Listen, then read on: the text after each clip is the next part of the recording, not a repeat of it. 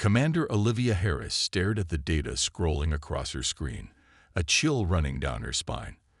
For the third time in an hour, she refreshed the display, hoping for different results. The numbers remained unchanged. "This can't be right," she whispered. The monitoring station orbiting Jupiter had been built specifically to track and record communications across the galaxy. The massive array of receivers, more sensitive than anything previously constructed by human hands, had been collecting interstellar chatter for years. Conversations between alien civilizations, automated beacons, navigation signals, all the background noise of a thriving galactic community. But now, there was nothing. Harris pressed the comm button. "Get me Director Graham. Priority 1.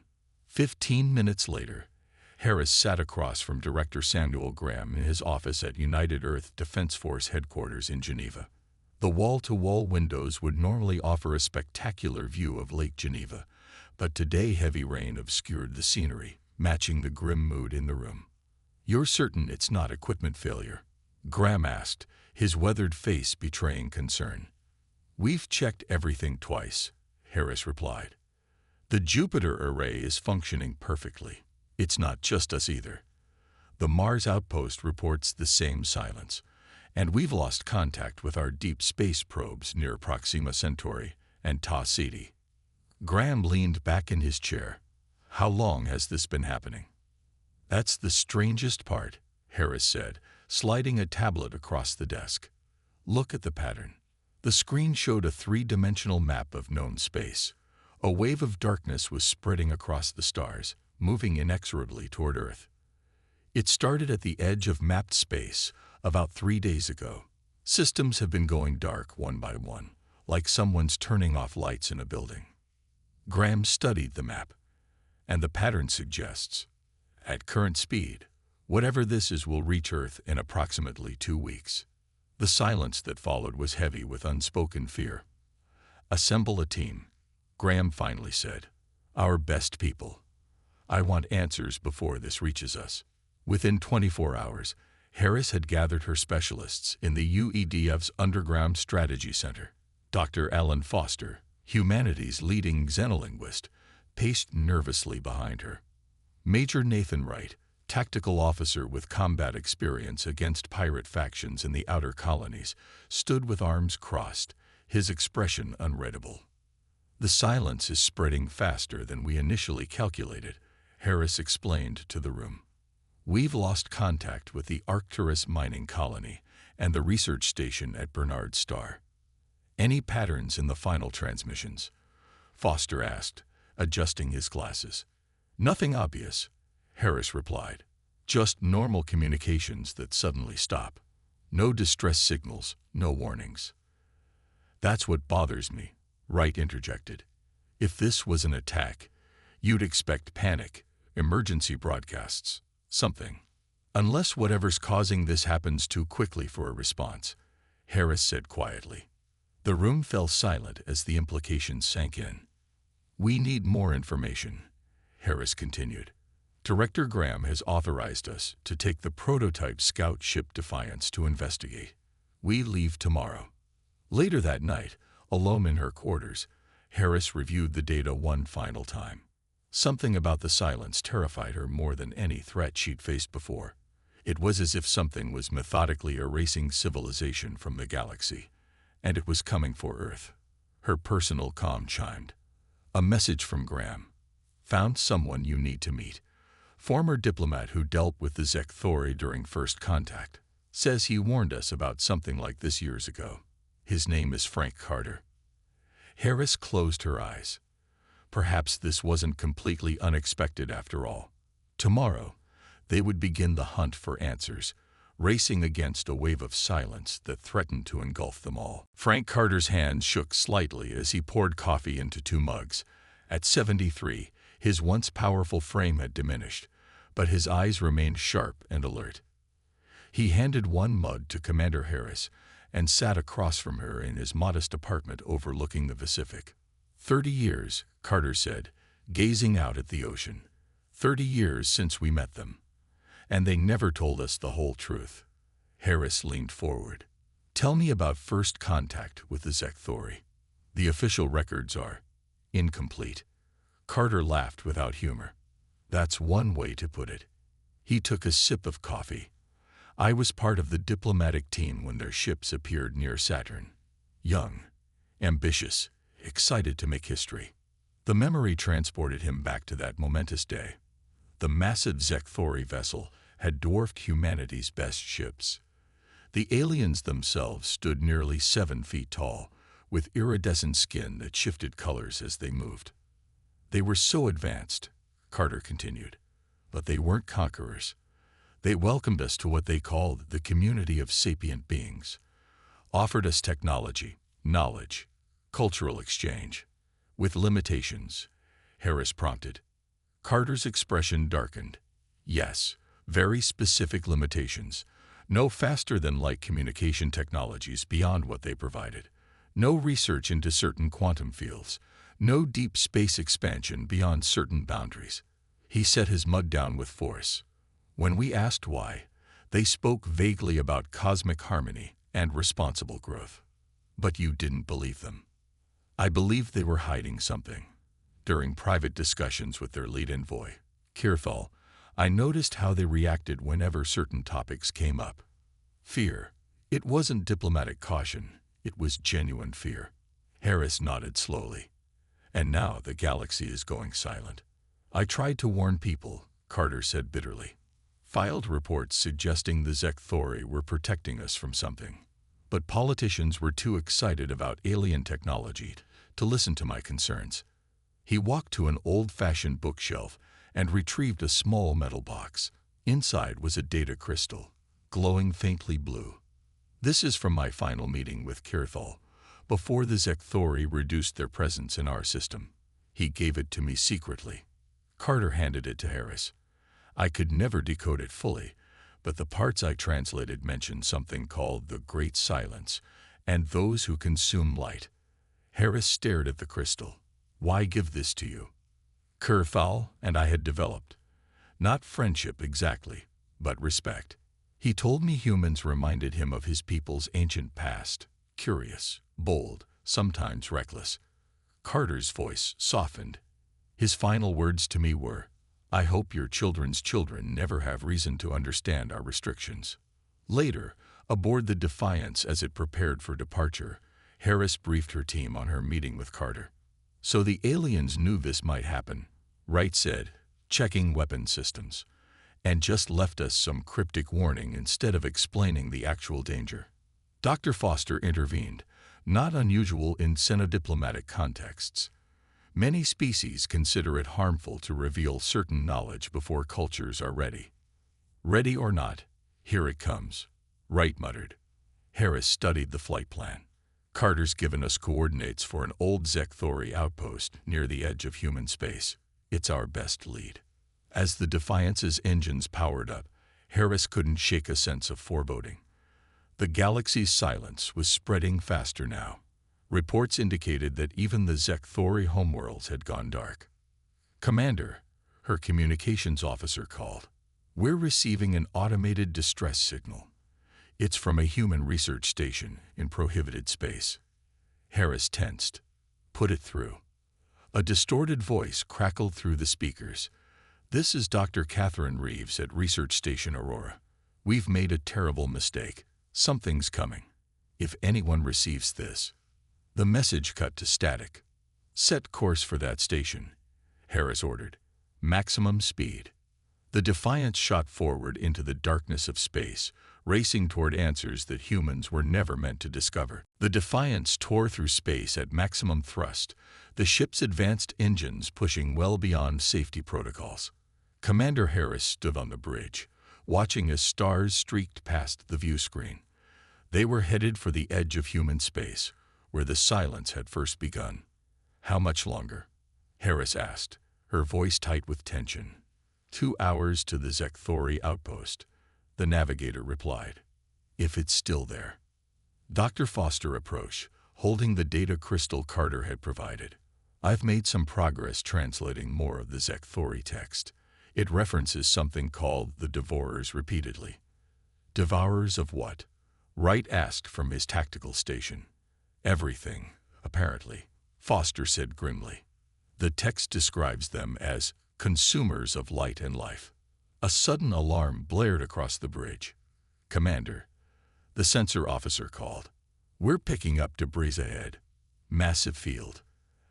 As the Defiance slowed, the view screen filled with the scattered remains of what had once been the Zekthori outpost. Twisted metal and crystalline structures floated in the void, some pieces still glowing with residual energy. "Life signs?" Harris asked. "One faint reading," the officer responded with surprise. "It's coming from that section." He pointed to a relatively intact portion of the station. Harris turned to Wright. "Prepare a boarding team.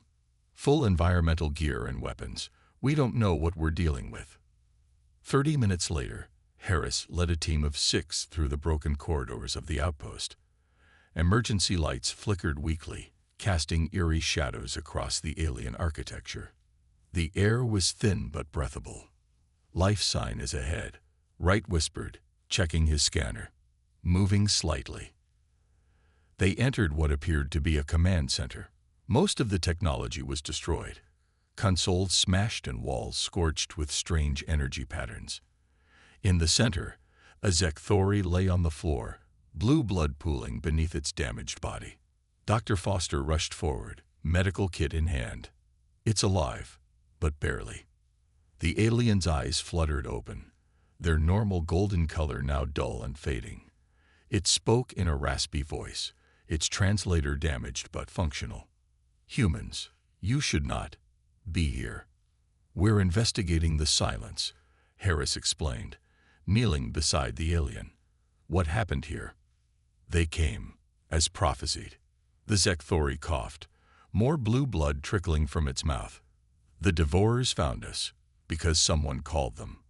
Foster leaned closer. "Who called them? How?" "Your kind. Humans broke the boundary."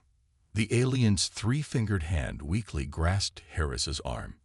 "Research station. Forbidden technology. Open the door."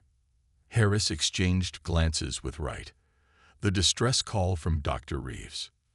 The Zekthori continued, its voice growing fainter. "The restrictions were protection. We hoped to spare you." Its breathing became labored. "I am Vexillar, last observer of this sector. Take me to your ship. I can help." They carefully transported Vexillar to the Defiance's medical bay. The ship's doctor, Lisa Powell, worked to stabilize the alien while Harris and her team regrouped on the bridge. "New coordinates," Harris instructed. "Set course for Research Station Aurora." "That's in prohibited space," the navigator objected. "Exactly why we need to go there," Harris replied firmly. As the Defiance changed course, Dr. Foster joined Harris at the view screen.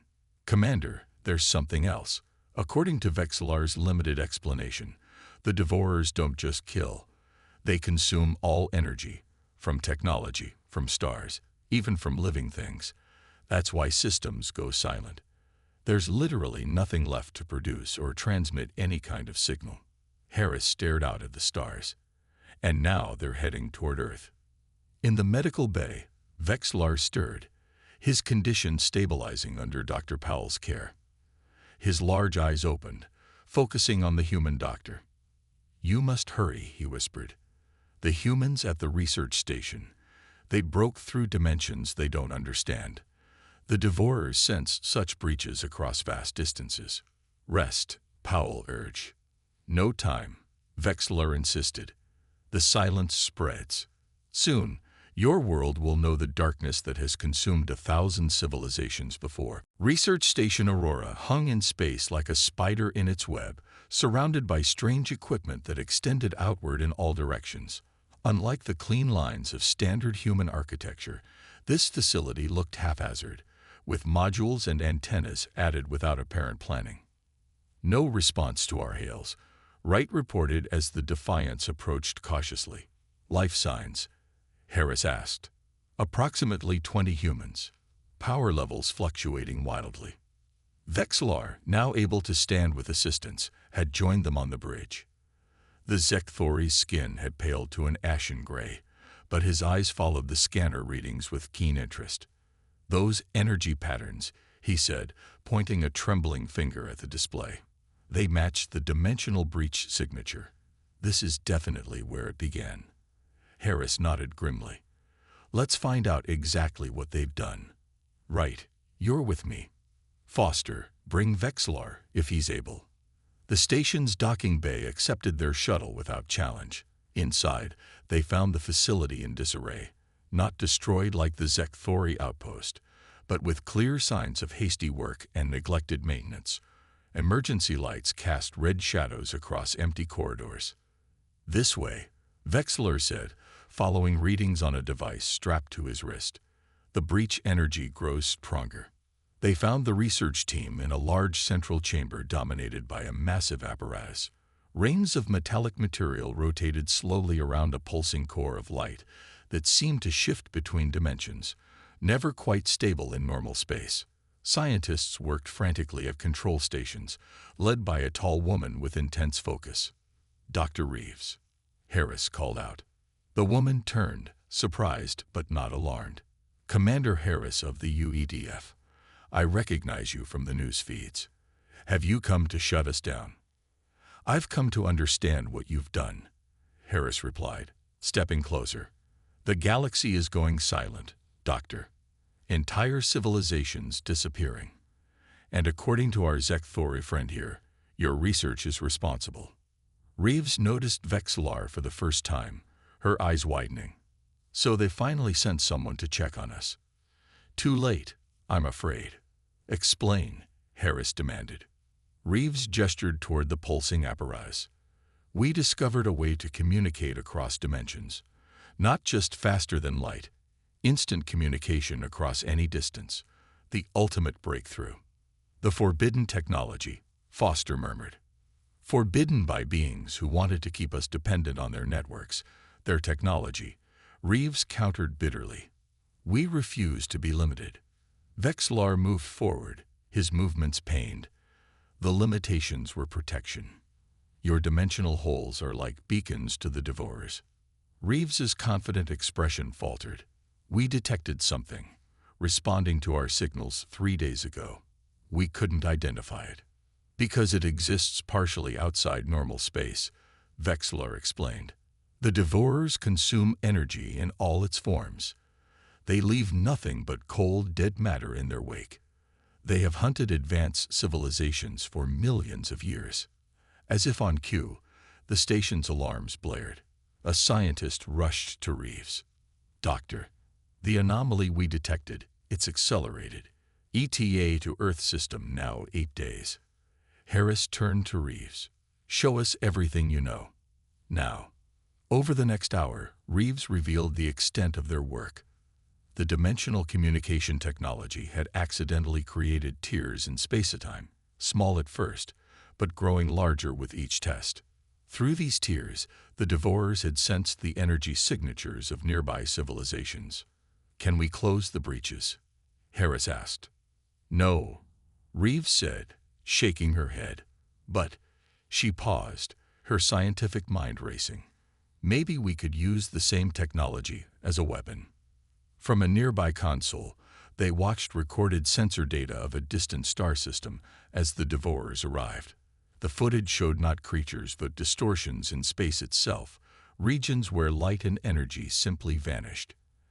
As they watched, a thriving alien world went dark, its cities blinking out like candles in a windstorm. "We need to warn Earth," Wright said, his voice hollow. Harris nodded grimly. "And prepare for the fight of our lives." The Defiance rocketed toward Earth with every scrap of power diverted to its engines. In the ship's converted cargo bay, Dr. Reeves and her team worked alongside Vexlar to modify their dimensional technology. Sleep-deprived and running on stimulants, they raced against time to create humanity's last hope. "The principle is sound," Reeves explained to Harris as they examined holographic models of the modified device. "Instead of opening a breach, we create a dimensional inversion." "In simple terms, Doctor," Harris said, rubbing her tired eyes, "we turn their feeding method against them. When they try to consume energy, they'll be pulled into their own dimension and trapped. Reeves pointed to calculations scrolling across the screen. But we'll need massive power, more than anything ever assembled on Earth. That's where we have a problem, Harris replied. Earth's defenses are in chaos. The silence has reached nearby systems, and communications are breaking down. The Defiance dropped out of hyperspace just beyond the moon's orbit. Earth hung in the viewport, still blue and beautiful, but surrounded by frantic activity. Military vessels moved in disorganized patterns, civilian ships evacuated to lunar colonies, and orbital platforms fired test bursts into empty space. They're preparing for a conventional attack, Wright observed. Weapons won't work against these things. Harris's communication officer called out, "Commander, we're being hailed by UEDF Command. Director Graham is demanding our immediate return." "Put him through," Harris ordered. Graham's worried face appeared on screen. "Harris, where the hell have you been? We've lost contact with half the solar system." "Sir, we know what we're facing, and we have a plan. But I need full authority to implement it." Harris gestured for Reeves to join her. "This is Dr. Catherine Reeves. Her research inadvertently caused this crisis, but it might also save us." Graham listened intently as they explained the nature of the devourers and the proposed countermeasure. When they finished, he was silent for several long moments. "You need every power source on Earth redirected to your project," he finally said. "That's beyond my authority." Frank Carter stepped into view behind Graham, but not beyond mine. "Carter." Harris was surprised to see the old diplomat. "I've spent 3 decades cultivating relationships with every power on Earth," Carter explained. "When the communications started failing, I called in every favor I was owed. The World Security Council has granted me emergency powers." "How long do we have?" Graham asked. "Less than 7 days," Harris replied. Carter nodded grimly. "I'll get you what you need."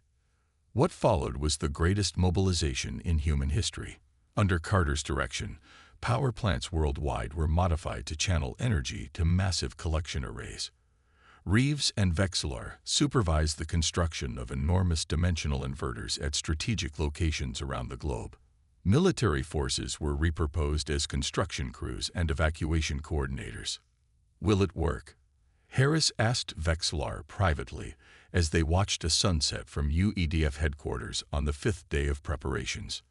The alien skin had regained some of its luster, but he remained weak. "The science is sound, but untested. In all our history, no civilization has successfully repelled the devourers once detected." "Then we'll be the first," Harris said with determination she didn't entirely feel. On the 7th day, long-range sensors detected the approach of the devourers at the edge of the solar system. Pluto's research outpost went dark without warning. "They're here," Wright announced on the command channel, "moving faster than predicted." In orbit and on Earth's surface, humanity's last defense stood ready. The dimensional inverters hummed with potential energy, connected to every power source the planet could muster.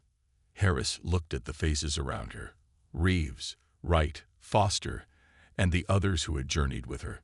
"Send everyone to shelter. Power down all systems except the inverters." "And then?" Wright asked. "Then we play dead," Harris replied, "and spring the trap." Earth went dark. From space, the once brilliant blue sphere dimmed as city lights winked out, power plants shut down, and even orbital stations killed their engines. Only the dimensional inverters remained active, though their energy signatures were carefully masked by technology Vexlar had provided. In the UEDF command bunker beneath Geneva, Harris watched the main display with Carter and Graham beside her. The room was lit only by emergency lighting, giving everyone's face an eerie, shadowed appearance. "Neptune station gone," the sensor operator reported quietly. "Uranus research base no longer responding." "Jupiter's moons are going dark one by one," another voice added. Carter's aged hand gripped Harris's shoulder. "How will we know when to activate the inverters?" "Vexlar says we'll know," she replied, not entirely convinced herself. The alien sat at a specially modified console, his three-fingered hands moving over controls with surprising dexterity. The Devourers exist partially outside normal space. Their approach distorts reality in ways your instruments cannot fully detect. I will sense it. Hours passed in tense silence. Mars went dark, then the moon. The vast fleet of evacuated ships hiding in Earth's shadow maintained total communications blackout.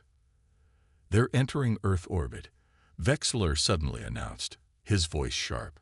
"Now." Dr. Reeves activated the primary sequence. Around the world and in orbit, the dimensional inverters began to power up, drawing energy from hidden reserves. The process would take 4 minutes to reach critical mass. "Something's wrong," Vexler hissed, staring at his displays. "They've detected the energy buildup. They're accelerating their approach." On the main screen, strange distortions appeared in Earth's atmosphere, patches where light seemed to bend and disappear. The Devourers had arrived ahead of schedule. "We need another 2 minutes," Reeves shouted. "We don't have 2 minutes," Harris replied grimly. She opened a channel to all stations. "This is Commander Harris. Emergency Protocol Omega. Direct all remaining power to the inverters immediately. That includes life support and shielding." Wright warned. "Do it," Harris ordered. Across the planet, the last reserves of power flowed into the inverter network. In cities worldwide, even hospital backup generators went silent. On the command bunker's few functioning screens, they watched as the Devourers descended. Boston disappeared from the sensors. Then Cairo, Shanghai. The distortion spread rapidly across the planet's surface. 30 seconds to critical mass, Reeves called out, her voice steady despite the horror unfolding. The bunker's lights flickered as power was diverted. Temperature dropped rapidly. Several screens went dark. 10 seconds, Reeves continued. 9, 8. The main display showed a distortion moving directly toward Geneva. 3, 2, 1. Inverters active. For a brief moment, nothing happened. Then a sound like reality itself tearing apart filled the bunker. The remaining screens exploded in bursts of static. Everyone was thrown to the floor as the earth shook violently. Through the chaos, Harris glimpsed Vexlar standing unnaturally still, his eyes glowing with an inner light as he stared upward. "The gate opens," he whispered in a voice that didn't sound entirely his own. A blinding flash enveloped everything. Harris felt a sensation like being pulled in 1,000 directions simultaneously.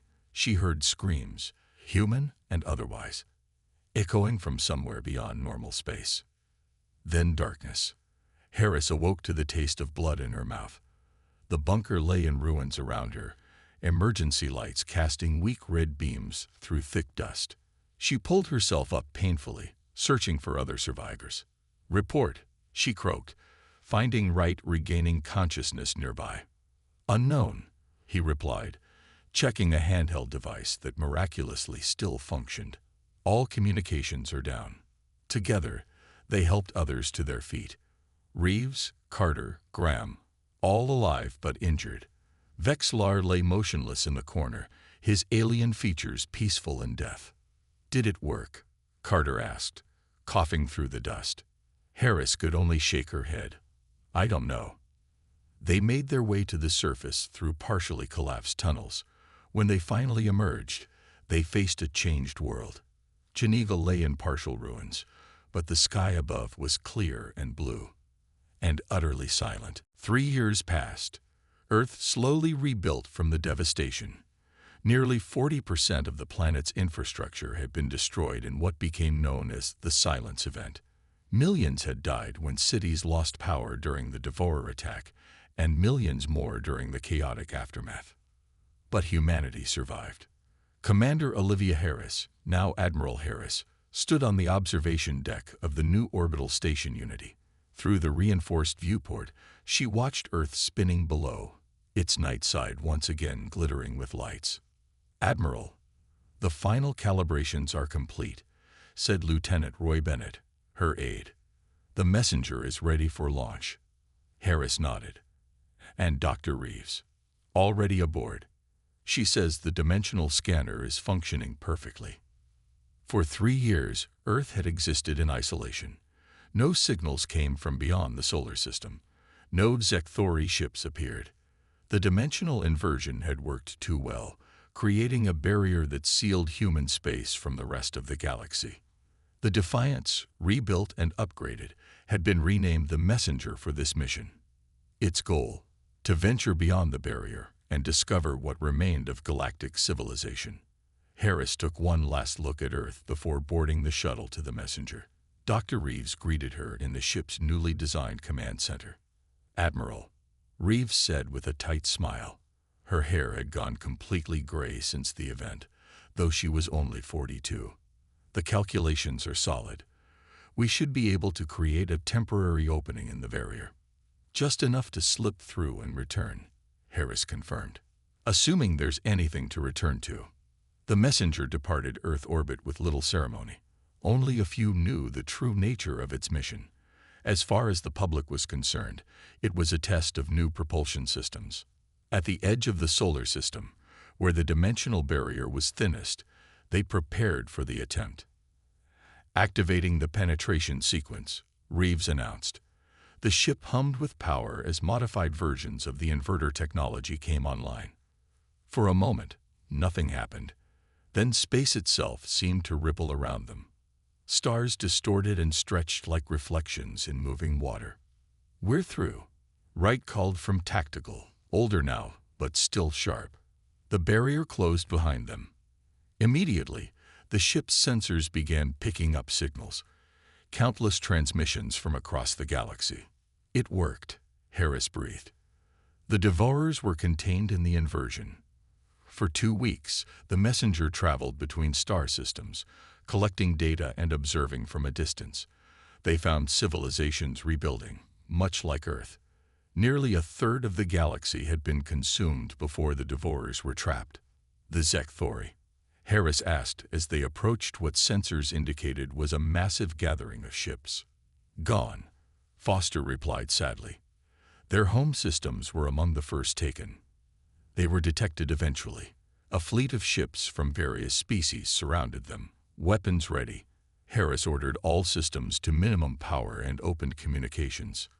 "We are from Earth," she transmitted in the old galactic common language. "We have information about the Silence event." After tense negotiations, representatives from a dozen surviving civilizations came aboard. Harris explained what had happened, how human curiosity had unleashed the Devourers, and how human ingenuity had stopped them. "The dimensional barrier surrounds your entire system," said a blue-skinned being who introduced himself as a representative of the new galactic cooperative. "We detected it but could not understand its nature. It's our prison and our protection," Harris replied.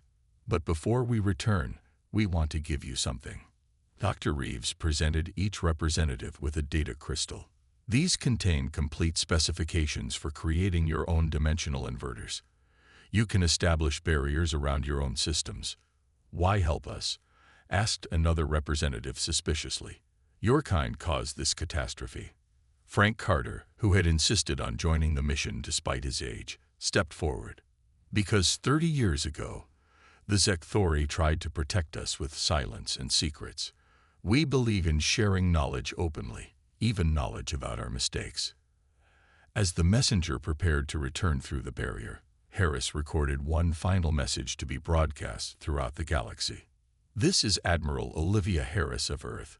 We were warned once and failed to listen. Now we warn you. The darkness between stars is not empty. Protect yourselves with the knowledge we provide. Earth stands alone now, but perhaps someday we will meet again in a safer galaxy." 20 years after the Messenger's journey, Earth had adapted to its isolation. The dimensional barrier remained stable, protecting humanity from outside threats while keeping them confined to their solar system. Under Admiral Harris's leadership, the United Earth Defense Force had evolved into the Solar System Protection Agency, focused on expanding human presence throughout their cosmic neighborhood. On Mars Colony 1, Joy Harris walked through hydroponics gardens that stretched for miles under massive domes. At 32, she carried her mother's determined expression and commanding presence, but had chosen science over military service. As chief dimensional physicist, she led the team studying the barrier that defined their existence. Dr. Harris called her assistant, Ben Wilson, running to catch up. The sensors at Pluto Station are picking up something unusual. Director Graham wants you to see this immediately. In the station's control center, Director Lisa Graham, formerly Dr. Powell from the Defiance's medical team, waited beside a holographic display showing energy readings from the barrier's edge. It started 3 hours ago, Graham explained, pointing to fluctuations in the barrier. Something's pushing through from the other side. Joy studied the patterns. This isn't natural degradation. These are deliberate pulses. Someone's trying to communicate. Hostiles? Graham asked. I don't think so, Joy replied.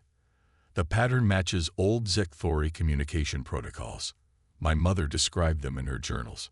For hours, Joy worked with her team to decipher the signals. Finally, a message emerged. Children of Earth. The warning was received. The galaxy heals. Prepare for contact. Within days, the news reached Admiral Harris at her retirement home in New Zealand. Despite her 73 years and failing health, she immediately requested transport to Pluto Station. Dr. Catherine Reeves, now leading Earth's Science Council, joined her. Could it be a trap? Harris asked as their ship approached the edge of the solar system. Reeves shook her head. The message used authentication codes only the galactic species we met would know. At Pluto Station, Joy greeted her mother with a tight embrace. The signals are growing stronger. Something's definitely coming through. The barrier rippled visibly now, distorting the stars beyond. Suddenly, a small probe emerged, unlike any design humans had seen before. It's not Zekthori, Harris observed. This is something new. The probe transmitted data packets containing visual records from across the galaxy. The assembled team watched in awe as images showed thriving worlds protected by their own dimensional barriers, interconnected by carefully controlled wormholes that couldn't be detected by the devourers. They took our warning and improved upon it, Reeves whispered. The final transmission showed representatives from 17 species, some familiar from the messenger's journey, others entirely new, standing before a monument. The universal translation matrix rendered their message. To the people of Earth who sacrificed their place among stars to save others, the Galactic Covenant extends an invitation. We have found a way to create safe passages between protected systems. You need no longer stand alone. Joy turned to her mother, eyes shining. They want us to rejoin them. Harris stared at the images, remembering Vexlar's sacrifice and all they had lost. 20 years ago, we closed ourselves off to protect the galaxy from our mistakes. Are we ready to return? We're not the same humanity that accidentally unleashed the devourers, Joy replied. We've learned our lesson. After lengthy deliberation, Earth's United Council accepted the invitation. 1 year later, at the exact location where the messenger had once breached the barrier, a controlled wormhole opened. The first vessel to pass through was named the Vexlar, carrying a delegation led by Admiral Harris and her daughter. As they crossed the threshold, Harris thought about the long journey from that first terrifying silence to this moment of reconnection. The galaxy fell silent once, she said softly to Joy, but now we get to hear its voice again. The Vexlar emerged into a new era, humanity returning to the stars, wiser for their isolation, bearing both the memory of their mistake and the legacy of their warning that had saved countless worlds.